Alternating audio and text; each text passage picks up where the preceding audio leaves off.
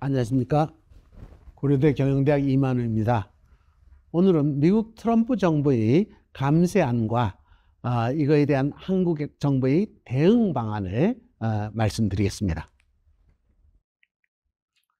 자, 우선 8개 챕터로 나눠졌는데 첫 번째로는 이 트럼프 감세안이 미국의 대선의 연장전이다, 이런 차원에서 제가 말씀을 드리고, 이걸 이제 Very Beautiful Bill 이렇게 하는데 BBB, 그런데 이 법안의 심의 과정 전체를, 상하 양원 간의 심의 과정 전체를 설명을 드리겠습니다.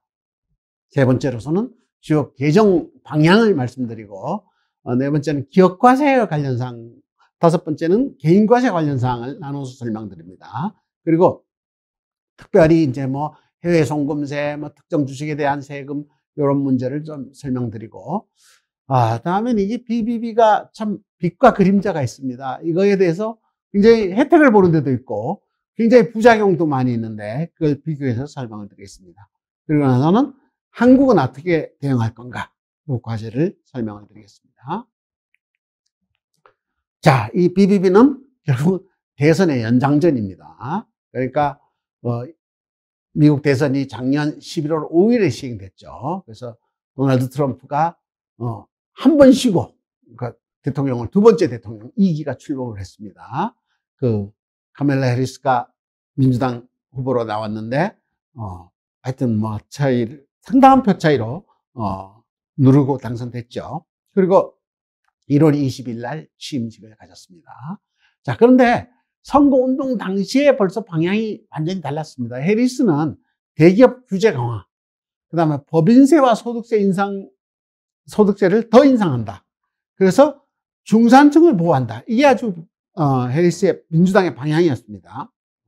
트럼프는 완전히 반대로 법인세와 소득세를 더 낮추고, 옛날에 바이든이 깎았던 어떤 세금 문제, IRA로 깎았던 뭐 전기차 세금, 이것까지 다 폐지하겠다.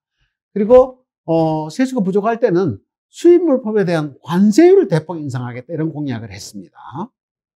그래서 또 트럼프가 아주 강조한 것은 미국이 이렇게 뭐 혼동 사회가 된 것은 불법 이민 때문에 그렇다. 그래서 불법 이민에 대한 강력한 단속과 불법 체류자는 추방하겠다, 이런 걸 공약을 했죠.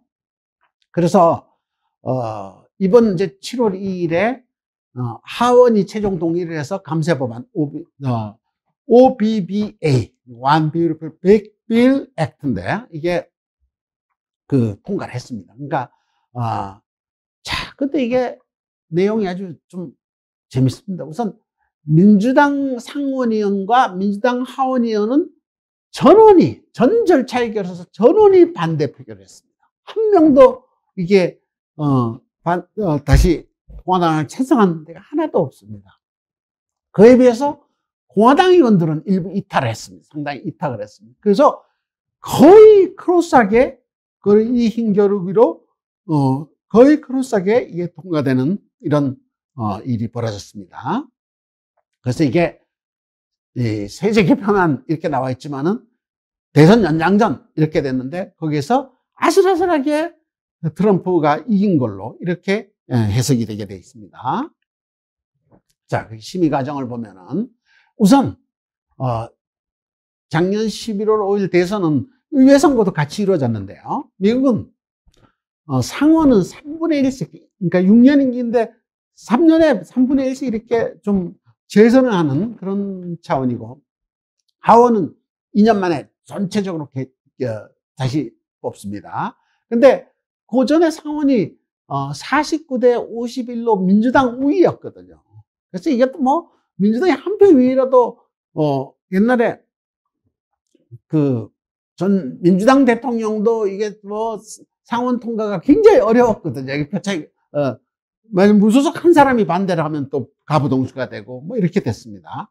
근데 이게 이번 선거에서 공화당이 의석을 더 차지해서 53대 47로 됐습니다. 완전히 공화당 우세로 바뀐 거죠. 그러니까 민주당 상원에서 공화당 상원으로 바뀐 거죠. 하원은 예전에도 공화당 우세였는데 계속 우세가 유지됐는데, 하원은 보면은 과거에는 220대 212 공석이 있었는데 이게 220대 215로 그러니까 이 모든 의회에 있어서 공화당이 유리하게 됐습니다. 이렇게 대통령 상원 하원을 다 차지하면 레드, 공화당의 컬러 레드가 수입했다고. 레드 수입을 달성했습니다. 그러니까 이게 굉장히 강력한 대통령을 유지할 수 있도록 이렇게 돼 있었습니다. 그래서 이 법률안, BBB 법률안의 심의를 날짜별로 이렇게 보면은, 우선 하원이 먼저 안을 가지고 의결을 합니다. 하원안이, 최종안이 5월 22일 날 의결되는데, 이때, 미국에서는 필리버스터는 상원만 할 수 있습니다. 하원은 필리버스터가 없습니다. 근데 상원이 필리버스터를 하게 되면 이게 언제 통과할지 모르니까 하원이 상원 필리버스터를 못하게 하는 의결도 할 수 있습니다. 그것까지 포함해서 의결을 했는데 215대 214 한 표 차이로 통과를 했습니다. 그러니까 이거는 무슨 얘기냐면은 하원에 공화당 의석이 224가 아닙니까? 근데 215만 찬성을 했어요. 그러니까 반대쪽으로 일부가 돌았다는 거죠. 그렇게 되어 있습니다. 공화당이 이탈했죠. 그러니까 공화당에서 이탈이 있었다. 그렇게 보면 되겠고요. 그 다음에 6월 29일 날에 이제 상원이 이 하원안을 보고 자기네가 수정할 것을 또 미리 수정안을 만들어서 공개를 합니다. 그래서 이 수정안에 대해서 상원이 표결을 하는데요. 이번에는 이번 100명 중에서 50대 50이었습니다. 이렇게 되면은, 가부동수가 되면은, 상원의 의장이 부통령이 겸임을 하거든요. 부통령은 상원의원이 아닌데, 의장입니다. 근데 이거는 표결을 못 하는데, 가부동수가 되면은 캐스팅 보스를 할 수 있거든요. 그러니까 이 51대 50으로, 통과를 했습니다. 이게 보면은 한 표 차입니다. 모두. 양쪽 다 한 표 차이로 통과를 했죠. 그래서 이렇게 상원이 다시 하원을 안에 손을 대면은 이걸 하원이 다시 통과를 시켜야 됩니다. 그래서 상원이 수정한 안을 5월 3일 날 하원 표결했는데 과거에는 한 표 차이로 겨우 되는 걸 이번에는 218대 214 4표 차이로 안이 통과를 했습니다. 이게 7월 3일 날 통과하고 대통령 서명만 하는 법률안이 되도록 이게 BBB 안이 심의된 사항입니다. 자, 그래서 이 개정 방향을 보면은 네 개로 제가 방향을 나눴는데요. 첫 번째는 뭐냐면 트럼프 일기인 2017년에 TCJA, 그러니까 세금 대폭 감축하는 법을 만들었는데요. 그 법을 그 당시에 영구법으로 못 만들고 시한을 줬습니다. 시한이 2025년 12월까지 이렇게 종료하도록 이 시한을 정했습니다. 자, 그래서 트럼프가 일기에서 이기를 막바로 당선이 안 됐지 않습니까? 근데 바이든 정부에서도 이거를 고칠 수가 없었습니다. 의석이 많지 않아. 그래서 그 시한을 2025년까지 바이든 정부도 트럼프가 개정한 세법대로 끌고 갔죠. 근데 이게 금년 말에 종료될 사항이었는데 트럼프가 이번 세법 안에서 그걸 영구화시켰습니다. 대부분을. 세금 감축되는 것을. 그래서 원래 이제 트럼프안은 2015년에 과거에 2017년에 대폭 감세안이 종료가 되면은 금년 세수가 증가가 돼야 되는데요. 증가될 안에서 감소되는 안으로 바뀌어버렸거든요. 그게 진행되니까. 그래서 세수 증감 계산이 복잡하지만은 굉장한 세수 감소가 일어날 수밖에 없게 이렇게 돼 있습니다. 그래서 당초 하원안은 좀 더 적자가 적은 안이었고 상원안이 그 적자를 늘렸거든요. 상원안은 2.4조 달러를 국가부채가 증가하는 거다. 34년까지. 그러니까 2.4조 달러 이렇게 되면은 한국의 원화로 환산을 하면은 이 1,500을 또 곱해야 되지 않습니까? 그러니까 우리 돈으로 따지면 3,000조 달러가 되는 거죠. 국가 부채가. 이렇게 되는데, 그거를 상원이 더 늘렸습니다. 2.8조 달러로. 그래서 이렇게 되면은 국가 부채가 1년 GDP의 120%. 그러니까 생산 총액을 그냥 아무도 안 쓰고 다 갚아도 그게 안 되게 국가 부채가 늘어납니다. 그래서 이 달러화 이거 믿을 수 있느냐? 이런 국제적 우려도 제기되고 있고 이런 상황이죠. 자, 그래서 이러다 보니까 연방부채의 상한이 굉장히 올라갈 것 같으니까 연방부채 상한을 36조 1천 달러로 증가하는. 원래 이렇게 되는 걸 5조 달러 여기 더 올렸습니다. 연방부채 상한을 36조 1조에서. 그러니까 부채 상한을 51조 달러까지 늘려놓은 이런 상황이 되겠습니다. 그래서 이렇게 감세를 많이 했으니까 우선 그 국가 부채를 늘리는 건 느리더라도 좀 어떤 지출을 줄여야 되겠다고 봐서 메디케이드, 푸드스탬프 이런 복지 예산을 감축하고, 그 다음에 그 지난 정부에서 태양광, 풍력, 청정에너지를 많이 이제 그 혜택을 줬는데 전기차 이런 거를 없애겠다는 거죠. 바이든의 IRA를 대폭 축소를 했습니다. 여기서 가장 영향을 받은 게 전기차 보조금 세금 감축이거든요. 이것 때문에 지금 그 트럼프하고 같이 사이가 좋던 테슬라 오너는 지금 완전히 좀 돌아섰지 않습니까? 이렇게 아주 복잡한 구도가 됐습니다. 그래서 메디케이드, 이거는 미국에서 이제 가난한 사람들이 건강보험을 쓸 수 있는데, 이게 이 중에서 막 대상자를 축소해서 1180만 명이 메디케이드를 혜택을 박탈당할 위기에 있고, 푸드스탬프, 이거는 이제 가난한 사람들이 푸드스탬프를 쿠폰을 줘서 먹는 거는 다 살 수 있도록 얻을 수 있도록 해놨는데, 요거를 연간 80시간 일해야만 푸드스탬프 주겠다 이렇게 해서 법을 바꿔서 한 320만 명한테는 푸드스탬프 혜택을 이렇게 박탈할 그런 계획을 지금 들고 있습니다. 자, 우선 기업과세 관련 사항을 보면은, 우선 법인세 최고세율 21%가 원래 이제 TCJA에서 옛날에 35% 법인세를 21%로 낮췄습니다. 엄청 낮춘 거죠. 그래서 이거를 이제 내년부터는 35% 다시 올라가든지 어떻든 29.6% 올라가야 되는데, 요걸 21%로 영구화 시켜버렸습니다. 앞으로 영구적으로 21%다.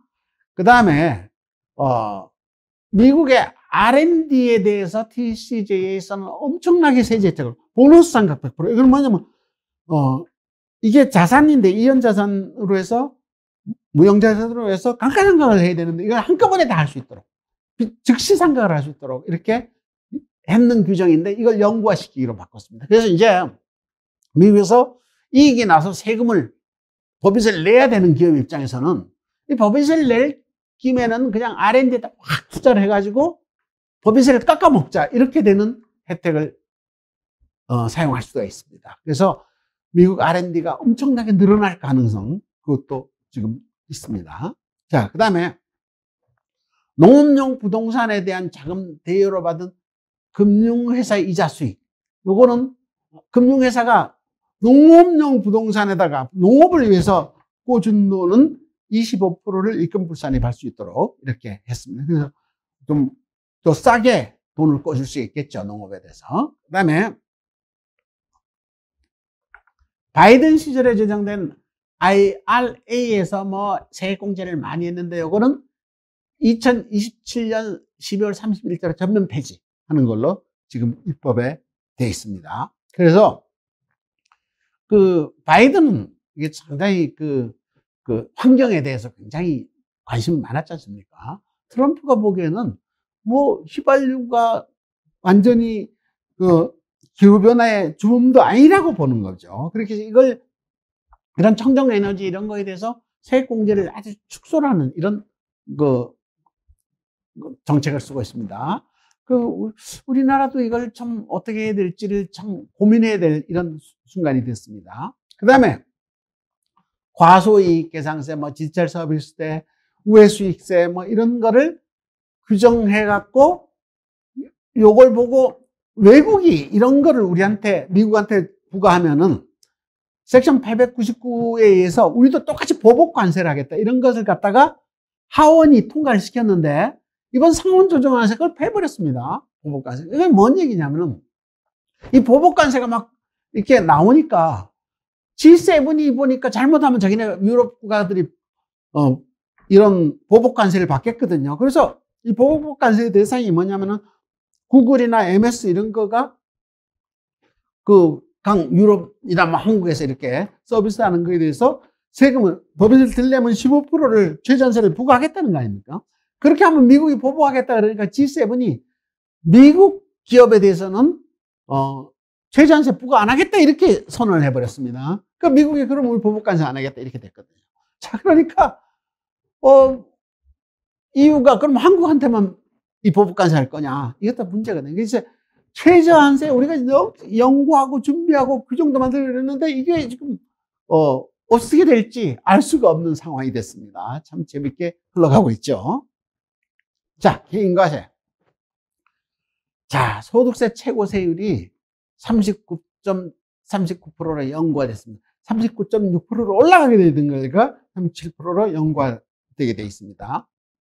그 다음에 이제 아동들한테는 2,000불씩 이렇게 세액공제를 해주던 건 2,200불로 올렸습니다. 그 다음에 기부분 공제를 아이템화이지 않도록 자기가 뭐 이게 영수증 안 내도 개별적으로 1인당 1,020은 20달러는 달아붙어 있는 거고 조인트 파트너는 2,000달러를 개별 실질 안 해도 일괄적으로 인정합니다. 그래서 옛날에는 교회 현금하면은 다 교회에서 영증 받아야 되는데 안 받아도 아이템화이즈 안 해도 인정을 하겠다. 이게 트럼프가 아주 기독교하고 손잡고 한 대대적인 조치입니다. 그 다음에 이거 주세 또는 지방세, state and local tax인데요. 이게 SALT 요거를 갖다가 요거를 지방세를 주 정부마다 다르게 부과를 하거든요. 예를 들면 재산세 이런 거나 뭐 그다음에 연방 법인세에 달아붙는 주 법인세 이런 것도 세율이 다 틀립니다. 그래서 주세를 많이 받는 주가 캘리포니아, 뉴욕, 뉴저지 이렇습니다.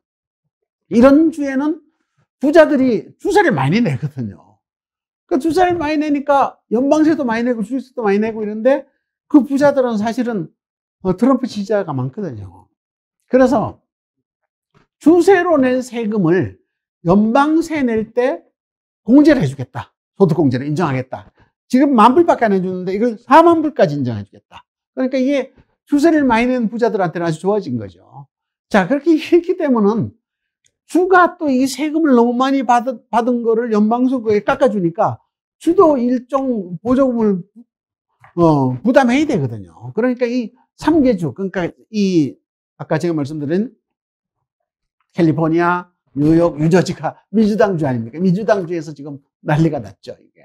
그러니까 민주당주 전체가 민주당 의원들 전체가 반대할 수밖에 없는 이런 상황이죠.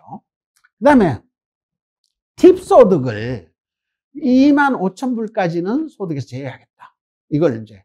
그래서, 트럼프가 뭐, 라스베가스 가서 그 팁 받는 여종업원들 붙잡아놓고 이제 세금 안 내게 하겠다. 이렇게 25,000불까지 소득 제외합니다. 근데 이거는 2028년까지 한시적으로 했다. 왜냐면 재정이 어떻게 되는가 봐서 그 다음에 결정해야 되겠다는 거죠. 자, 그래서, 미국에서는 팁세가, 사업주가 팁을 받은 종업원의 팁을 모두 일일이 신고해서, 미국 국세청에 신고합니다. 그래서 팁에 대해서 사업주는 또 그 근로소득세뿐만 아니라 사회보장세까지 원천징수해서 갖다 내거든요. 그렇게 돼 있는데, 요 면세가 되면은 그래도 사회보장세는 여기에 대해서 해당되는 사회보장세 내서 나중에 사회보장연금을 받게 되죠, 이 근로자가. 근데 23,000원까지 팁을 면세해 주는 건 이건 뭐 팁을 하는 뭐 종업원들 이런 데한테는 큰 혜택이 되겠습니다. 그 다음에 초과 근무 수당은 12,500불까지, 그러니까 부부가 다 일하면 25,000불이죠. 여기까지 소득에서 제외하겠다. 이것도 2028년까지입니다. 초과 근무 수당. 그러니까 소득이 제외하면은 근로소득세는 안 내더라도 또 이 사회보장세는 내게 해서 나중에 사회보장연금 받는 데는 반영이 되도록 이렇게 조정을 했습니다. 그 다음에 자동차 구입에서 발생하는 차입금 이자는 10,000불까지 필요금리를 인정해 줍니다. 2028년까지. 자, 그러니까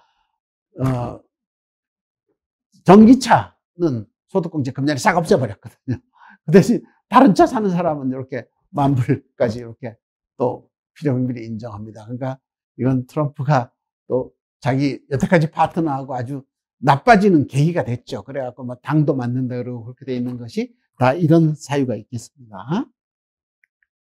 자, 그 다음에 특정 주식을 장기 투자하거나 뭐 해외 송금하거나 이렇게 된 세제가 신설됐는데요. 뭐냐면 적격 투자기의 펀드. 이거는 뭐 소액으로 어디 회사를 하겠다는 데서 투자한 사람은 이거에 대해서 자본 이득에 대해서 100% 세금 안 걷겠다. 이런 거를. 그러니까 자기가 어떤 조그마한 펀드에다가 어떤 회사에다가 투자를 했는데 이게 성공을 해서 이익이 생기면 10년 단위로 그 조세 특례를 주겠다. 이런 것을 지금 만들어 놨습니다. 그러니까 소규모 기업이 이렇게 돈을 모아서 창업할 수 있도록 이 기회를 주는 거죠. 그 똑같은 사건이 또 적격 소기업 주식. 이거는 5년만 보유해도 50% 주도록 이렇게 또 소득 특례 조항을 만든 두 개를 좀 나눠놨습니다. 그 다음에 특정 조건에 해당되는 해외 송금은 1% 해외 송금세를 내게 하겠다. 이걸 해외 송금을 하면. 그래서 우리 교포들도 굉장히 이게 민주당 하원 안에서는 3.5%였어요. 근데 상원 안에서 1%로 다운됐습니다. 그래서 요거는 보니까 또 송금하는 사람들은 또 좀 부자라서 공화당 지지 세력일 가능성이 높거든요. 그러니까 또 상원이 이렇게 출정을 하는 참 하여튼 아까 얘기했지만 세제 개편 전체가 다 선거 전에 후속타였습니다. 그렇게 보면 되겠습니다. 또 다음 선거를 또 기대하는 이런 후속타라고 볼 수 있겠습니다. 그 다음에 해외에서 이제 관세를 막 높이니까 입국할 때 막 뭐 물건을 막 가지고 들어올 걸 갖다 미리 규제하기 위해서 신고 제대로 안 하면 5,000불 첫 번째는, 두 번째부터 10,000불씩 벌금을 부과하는 이 벌금량이 굉장히 높습니다. 조그만 것도 하여튼 하나도 신고 안 하고 오면 이렇게 하겠다는 걸 법으로 만들어 놓습니다. 그 다음에 법인이 이제 기부금을 하면 기부금 공제가 되지 않습니까? 필요금으로. 근데 이거를 법인이 자기 소득의 1%까지 기부하는 거는 공제 대상에서 빼주겠다. 안 하겠다. 공제를 인정 안 하겠다. 그러니까 1%씩은 다 하고 살아라. 그러니까 1%를 초과하는 기부금만 공제하겠다. 이렇게 만들었습니다. 이것도 조금 공제해갖고 다 한도를, 기부금 공제를 받는 것을 제한하겠다. 이런 조항입니다. 그 다음에 이게 좀 재밌대. 근로장려세. 우리나라도 이게 어뷰즈를 많이 하고 있지 않습니까? 그 언더 인컴 텍스 크레딧이라고 이거는 환급하는 이 세금이 돌려주는 세금인데 요거를 근로자, 자녀가 있는 근로자를 가지고 있을 때 구분해서 굉장히 남용을 많이 하거든요. 그러니까 이걸 근로자 부분과 자녀 부분을 구분해서 남용 못하도록 아주 개혁하는 조치를 또 했습니다. 그러니까 좀 이 소득이 적은 사람들이 조금 이용해 먹는 거는 아주 악을 쓰고 통제를 하고 많은 거는 혜택을 주고 이런 방향으로 지금 개정이 많이 됐습니다. 자, 그래서 이 BBB의 빛과 그림자. 우선 감세 효과가 4조 5천억 달러입니다. 그러니까 이거는 엄청난 감세. 그러니까 기업도 세금 많이 줄고 그 기업주도 소득세가 많이 줍니다. 그러니까 투자와 고용을 끌어올리는 견인차가 될 것은 확실합니다. 제가 보기에는. 자, 그런데 또 연소득 7만 5천 달러가 안 되는 65세 이상 시니어가 사회보장금을 받는데 그게 세금을 내라고 자꾸만 하거든요. 그걸 6천 달러까지는 소득세 추가 공제를 해서 세금 안 내게 하겠다. 그러니까 트럼프 캠프에서 발표한 거에 의하면 90%의 노인들이 세금 안 내겠다 이렇게 발표를 했어요. 그러니까 노인들은 다 공화당 우군이 많거든요. 그러니까 이게 참 선거를 노린 이 어떤 개정안들이 많다고 이렇게 보면 되겠습니다. 그 다음에 아까도 말씀드렸지만 메디케이드와 푸드스탬프 예산을 대폭 삭감해서 이렇게 뭐 혜택을 받는 사람이, 혜택을 잃는 사람이 엄청나게 많아서 사회적 문제가 될 가능성이 참 농후하게 되어 있습니다. 그 다음에 아까도 얘기했지만은 G7이 트럼프가 보복세에 겁이 나서 자기네가 아예 봤던 그 구글이나 뭐 MS 이런 게 막 세금 안 내고 벌어가던 돈을 다 막기 위한 최제한세제를 갖다가 미국은 안 하겠다고 해버렸으니까요. 그러니까 이게 전체적으로 보복세가 없어지니까, 미국의 보복세가 없어지니까 전체적으로 이 최제한세의 존속 여부가 위기가 되는 그런 문제가 발생됐습니다. 우리나라도 이거에 대한 대책을 시급히 마련돼야 될 것으로 보입니다. 자, 한국의 대형 가제. 이게 보니까 소득세 최고세율을 우리는 45% 받는데 미국은 37%. 참, 훨씬 낮습니다. 그 다음에 법인세 최고율은 24% 대 21%. 그러니까 미국 가서 기업하겠다는 기업들이 늘어날 수밖에 없는 이 구조가 좀 돼 있다. 이게 또 우리도 어쨌든 간에 이거를 좀 조정하려고 우리 최소 참 문제지만 노력을 해야 되겠다는 것이 보이고, 그러니까 대안 자체는 부가가치세, 이건 지금 뭐 처음부터 지금 우리 10% 하던 거를 갖다가 좀 조정을 해야 되는, 이런 걸 좀 미국 수준에 맞춰야 되는 그런 개선이 필요하다고 보입니다. 그 다음에 이게 미국 수입 상위국에 우리가 속하거든요. 그러니까 고율 관세의 그 우려가 상당히 높습니다. 그러니까 미국에서 수입을 많이 한 나라, 멕시코는 국경이 붙어 놓으니까 굉장히 많이 수입을 했습니다. 자유무역 협정이 있어가지고. 중국은 싼 물품을 잔뜩 갖다 뿌렸고, 캐나다도 똑같이 FTA를 이용해서, 그래서 멕시코나 캐나다에서 미국으로 수출하는 거에는 메이드 인 코리아 비슷한 한국 기업이 캐나다나 미국에서, 멕시코에서 하는 제품도 많이 있었습니다, 사실은. 그 다음 독일이고, 일본이고, 한국도 만만치 않습니다.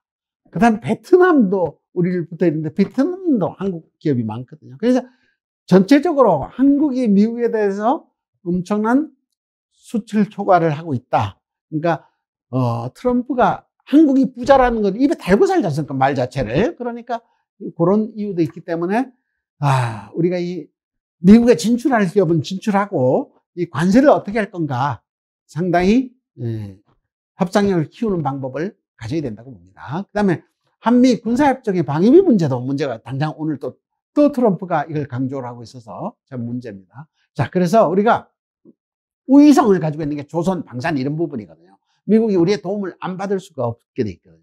그런데 이런 분야 우리가 R&D를 통해서 좀 강화할 수 있는 제약 부분도 일부 그런 데가 있고요. 우리가 지금 여러 가지 분야, 뭐 예를 들면 전력 그 보관하는 시설, 뭐 이런 굉장히 우수한 기업군들이 많이 있습니다. 여기에 R&D를 강화를 해갖고 기업의 경쟁력을 높여서 우리가 좀 미국의 협상력을 키우는 것이 굉장히 중요하다. 그러니까 결국 우리 기업들이 경쟁력을 키워야지 이 미국 세제를 대응할 수 있다. 이렇게 볼 수 있겠습니다. 지금까지 미국의 트럼프 감세의 내용과 한국 상황, 한국은 어떻게 대응할 건가, 요거에 대해서 말씀드렸습니다. 경청해 주셔서 감사합니다.